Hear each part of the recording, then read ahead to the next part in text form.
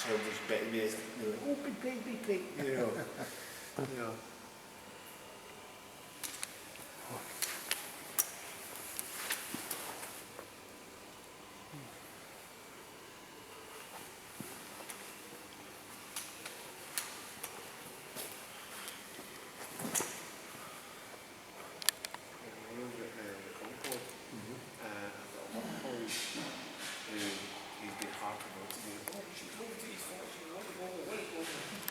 He is going to absolutely hate my guts when I tell him I've actually been there. I've been on her. I have touched her. You know, he's just going to hate my guts, basically.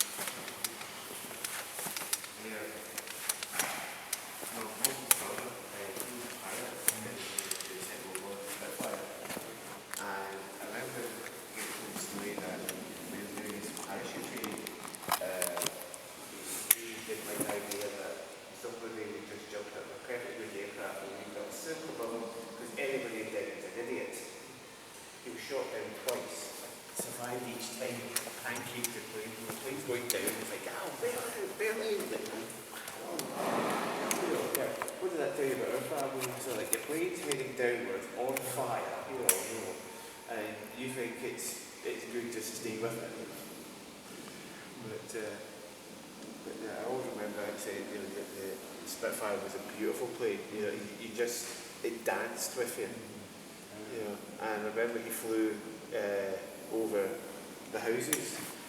You know, and all the neighbours that had all the tea towels and all waving. He's doing the barrel roll and that. You know, following that.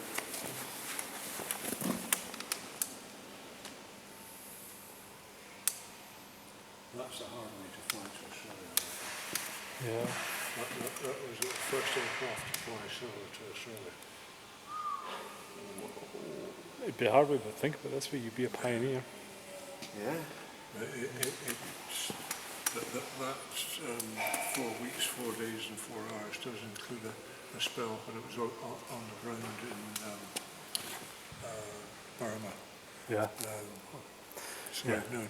Just north of Bangkok. Yeah. Was forced down by a tropical storm, and he was just forced lower and lower and lower, and they spotted a patch of green, stick it down. Of course, damaged the aircraft. It was actually in the base of a quarry, so it took a few days to get the thing out and get it repaired and whatnot. But just think that if you're the first person to do it, Yeah. It's But then Someone had to be the first one. yeah, well, that's right. But only a few months later, what's her name? Amy Johnson. Amy Johnson, that's the one. Beat that and did it in about I forget exactly, about 11 days. And then about a year later, She was a crashing. New Zealand woman, also in a Portsmouth, did the same flight in about 9 days. And then she came back to this country and beat Jim Mullinson's record for flying England to South America. She didn't have a radio, so she wasn't allowed to overfly the Sahara. Right. So she had to fly down the west coast of Africa, follow the coast, and then when she got to a hopping off point, turn right and just just watch the waves. And hit South America, and apparently she hit South America within half a mile of the point she wanted to be. It was quite fantastic. That's amazing navigation. Yeah.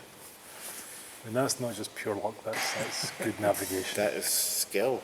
Yeah. But as you said, someone has to be the first one to do it, and that'll never. Yeah. There you go. That's the...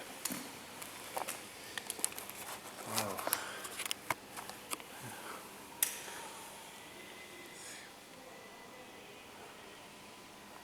I've always thought that's a great design for an aircraft. Once you're around, you've got a double garage, you turn the prop sideways, fold the head back and There's away from the right. actually several towns in America that they're just for planes. You know. I mean, it's quite a practical design.